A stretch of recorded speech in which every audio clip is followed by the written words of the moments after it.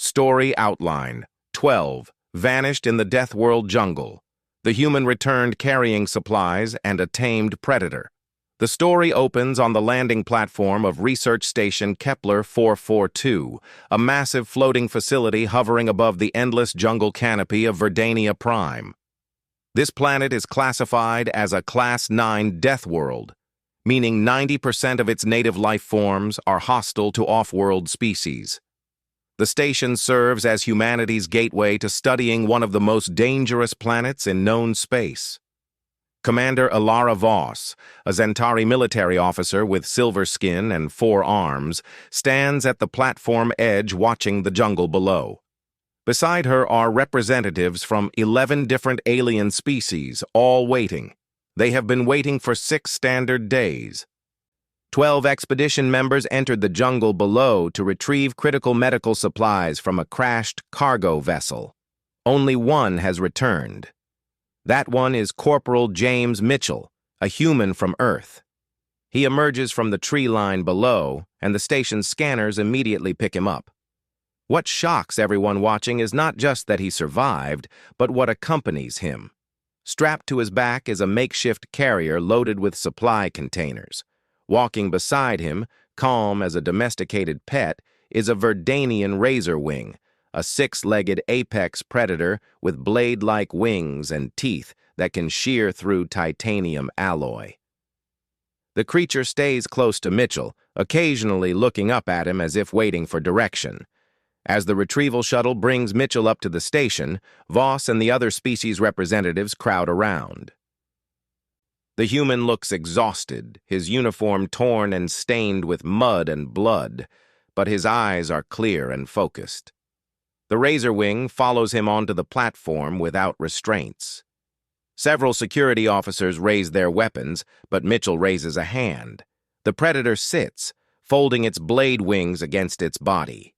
Voss demands an explanation. "Where are the other 11 team members?" Mitchell's face darkens as he begins his report. He explains that the expedition started smoothly enough. The team consisted of himself, 2 Zentari soldiers, 3 Krell engineers, 2 Ythani scouts, 1 Draven medic, 2 Sulari technicians, and a Goran navigator. Each species was chosen for their specific skills and adaptability. The cargo vessel had crashed 30 kilometers into the jungle, and they had 5 days to retrieve the medical supplies before the local rainy season would make the area completely inaccessible for months. On the first day, the team made good progress. The Ythani scouts detected dangers ahead of time, and the group avoided several predator territories. Mitchell explains how he noticed something the others dismissed. The jungle was watching them. Not just animals, but the entire ecosystem seemed aware of their presence. The plants shifted position when they passed, and the local fauna communicated in ways their scanners could not detect. On the second day, they reached the crash site. The cargo vessel was broken in half, wedged between massive trees that stretched 300 meters high. The medical supplies were intact, sealed in the ship's cargo hold. However, the Goran navigator, Torvik, noticed something troubling. The jungle had grown through the ship in ways that should have taken years, not the 3 weeks since it crashed. The ecosystem was accelerating somehow. As they loaded supplies, Mitchell heard sounds in the canopy. He alerted the team, but the Zentari commander, Raxus, insisted they continue. The supplies were priority 1. Mitchell insisted on setting up a defensive perimeter first. This caused an argument. Raxus believed humans were too cautious, too paranoid. The Zentari had superior military training and weaponry. What could some jungle animals do against plasma rifles? That night they found out. The team set up camp inside the broken cargo vessel for protection. Mitchell volunteered for first watch outside. Around midnight, he noticed the sounds of the jungle had stopped completely. Total silence. He tried to warn the others through comms, but something was jamming their signals. Before he could reach the ship's entrance, the attack began. The Verdanian creatures did not attack like normal predators. They coordinated like a military force. Razor wings struck from above while ground predators surrounded the vessel. But these were not random animals. They were being directed. Mitchell realized the jungle itself was intelligent. A collective consciousness spread across the entire planetary ecosystem. The crashed ship was seen as an infection, and they were the foreign bodies being eliminated. Mitchell fought his way back to the ship, but he was cut off by a massive razor wing. Instead of firing his weapon, he tried something different based on instinct. He stood his ground, maintained eye contact, and vocalized in a low, steady tone. The creature paused, confused. It was used to prey that ran or fought frantically. Mitchell did neither. He stayed calm, projecting confidence without aggression. The razor wing circled him, testing, and Mitchell slowly extended his hand, palm down, non-threatening. Inside the ship, chaos erupted. The Krell engineers panicked and fired wildly, hitting the ship's remaining fuel cells. An explosion ripped through the vessel. Mitchell was thrown backward by the blast. When he recovered, the ship was burning, and he could hear screaming inside. He tried to reach them, but the fire was too intense. The razor wing, which he later named Apex, dragged him away from the flames by his equipment harness, saving his life.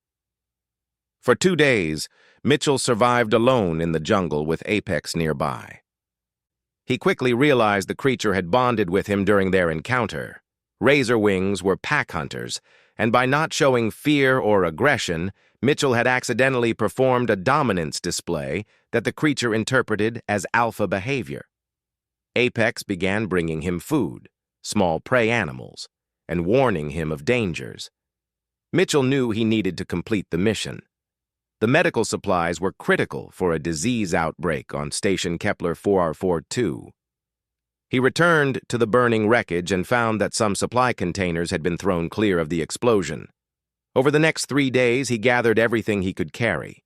He built a carrier frame using wreckage and local vines. Apex helped, understanding that Mitchell wanted to move the containers. The journey back was brutal. Mitchell describes fighting through acidic rain, crossing rivers filled with electric eels that could stun a draven, and navigating through territories of creatures that hunted by sensing fear hormones.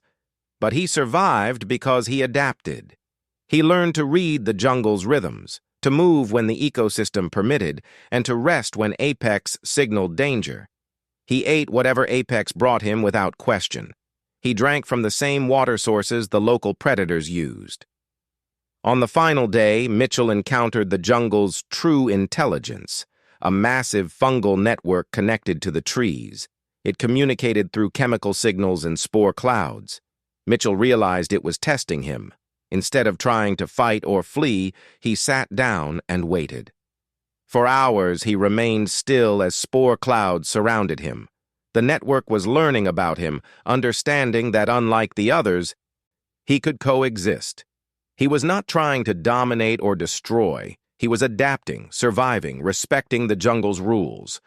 The network allowed him to pass. Apex remained bonded to him because the jungle consciousness recognized that Mitchell had become part of the ecosystem rather than an invader. As Mitchell finishes his report, the alien representatives are silent. Commander Voss asks the question everyone is thinking. How did a human survive where trained soldiers and specialists from 11 advanced species perished? Mitchell's answer is simple but profound. His species evolved on a Deathworld, too. Earth taught humans to be adaptable above all else. Where other species relied on superior technology, specialized biology, or rigid tactical training, humans learned to improvise, to read situations intuitively, and to form bonds with their environment instead of conquering it. The Zentari Commander Voss is skeptical. She believes Mitchell simply got lucky. To prove his point, Mitchell asks Apex to retrieve an object across the platform. The Razorwing does so without hesitation, moving past armed guards who tense but do not fire. The Predator returns and drops the object at Mitchell's feet, then sits again. The room is stunned. Mitchell explains that humans have been taming predators since their species learned to walk upright. Wolves became dogs. Hawks became hunting partners. Horses became transportation. Humans did not see other species as merely obstacles or resources. They saw potential companions. This psychological trait, combined with Earth's brutal evolutionary pressure, made humans uniquely suited for Deathworld survival. The medical supplies are delivered to the station's quarantine center, arriving just in time to synthesize a cure for the outbreak. 200 lives are saved because one human refused to give up. The station's director, a Solari named Quinn, asks Mitchell if he intends to release Apex back into the jungle.